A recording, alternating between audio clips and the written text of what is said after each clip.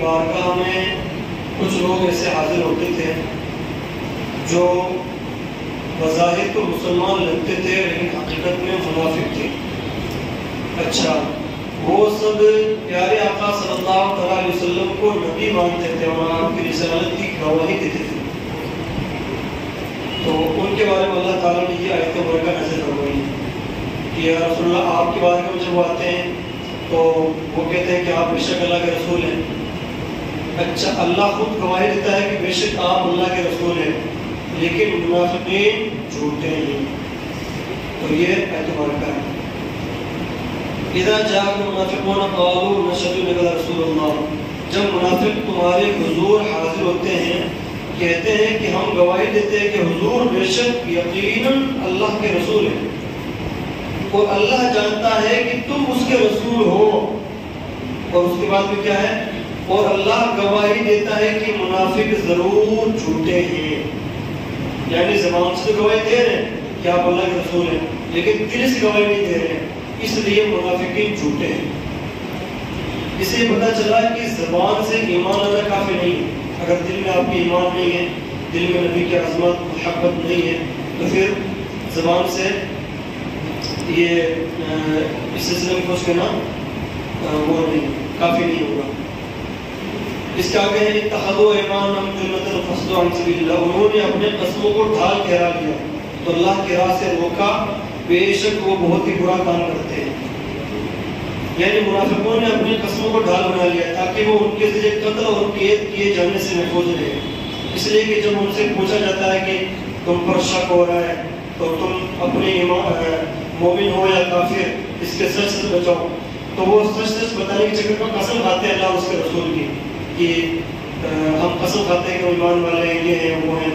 تو جب اللہ اور اس کے رسول کی قسم کھاتے ہیں تو پھر اللہ کے رسول صلی اللہ علیہ وسلم پر کارروائی کرنے سے باز رک جاتے ہیں کہ اللہ کی قسم کھا لی تو اب رک جائیں. تو انہوں نے قسم کو جو ڈھال بنا لیا اپنے خود کے بچنے کا ایک جو ہتھیار بنا لیا. یہ زبان سے تو قسمیں کھاتے ہیں لیکن ان کا عمل یہ ہے کہ لوگوں کو طرح طرح کے وسوسے اور شبہے ڈال کر پیارے آقا صلی اللہ علیہ وسلم پر ایمان لانے اور اللہ تعالیٰ کے راستے میں جہاد کرنے سے روکتے ہیں. بے شک یہ بہت ہی برے کام کرتے ہیں کہ نفاق سے آپ کے واقعے میں آتے، دھوکہ دینے کے لیے ایمان کا اظہار کرتے ہیں اور لوگوں کو اللہ تعالیٰ کے راستے میں روکتے ہیں اور ایمان کے مقابلے میں کفر کو اختیار کرتے ہیں. یہ بہت ہی برے لوگ ہیں.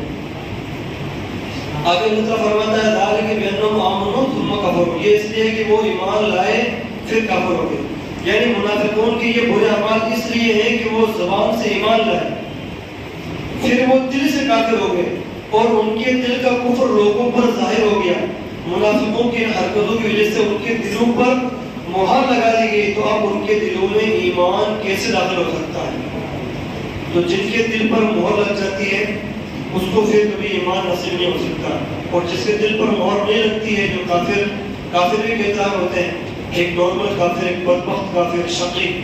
تو جس کافر کے دل پر مہر لگ جاتی ہے پھر کتنی کوشش کر لو اس کو ایمان کے چاشنی، ایمان کی دولت اس کو نہیں مل سکتی.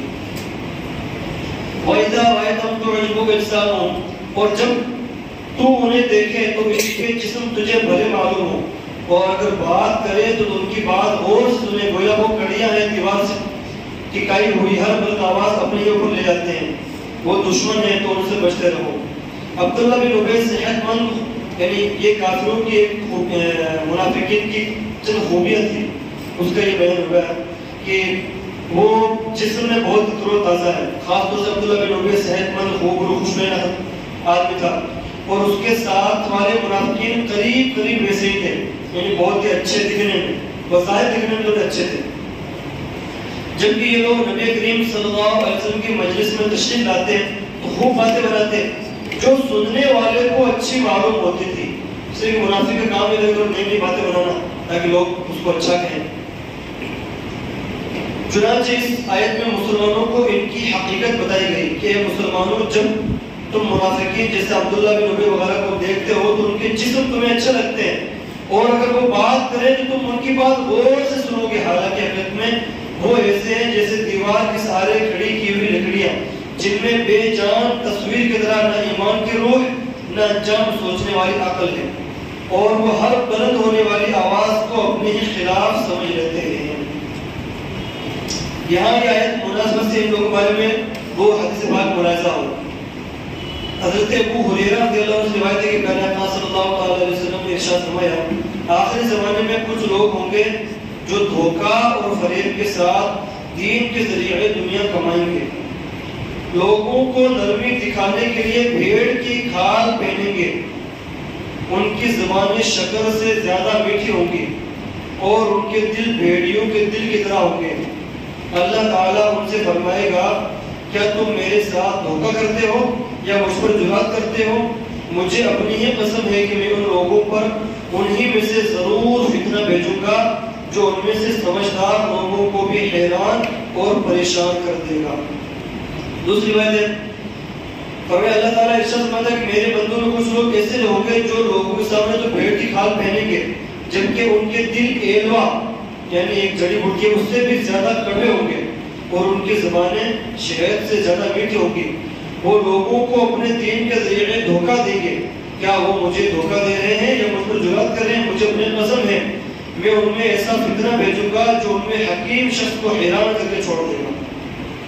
تو یہ آج کل جو منافقین اور جو قیامت تک آنے والے منافقین ہیں ان کی خصلت بیان کی گئی کہ جو بہت زیادہ میٹھی میٹھی باتیں کرتے ہیں۔ اور ایک دیکھتے ہیں کئی بار جیسے جاتے ہیں تبلیغی وہاں بھی اجتماع کئی بار جو ہوتا ہے ہم لوگوں کو کہ حضرت آپ تو ان کے خلاف کیسے سے بولتے ہو؟ وہ تو آپ کے خلاف کبھی کچھ بھی نہیں بولتے، کبھی آپ کی برائی نہیں کرتے بالکل۔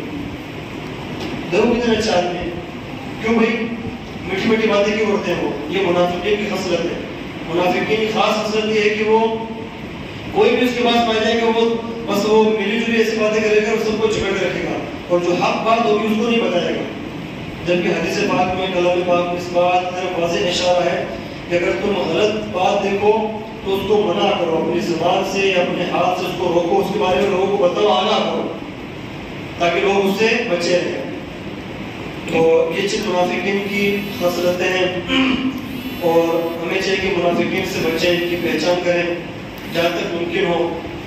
اور بعض لوگ کہتے ہیں کہ آج کے وقت منافقین نہیں ہیں، تو ایسی بات نہیں۔ جب پیارے آقا صلی اللہ علیہ وسلم کے زمانے میں منافقین ہو سکتے ہیں تو یہ زمانہ تو آپ کے زمانے کی بہت ہی بعد ہے، اور آپ کا زمانہ تو بہت ہی سب سے بہتر زمانہ ہے، اس کے بعد میں پھر کم سے کم خیر والا زمانہ آ رہا ہے۔ تو پھر اس زمانے میں منافقین کیوں نہیں ہو سکتے؟ بے شک ہو سکتے ہیں۔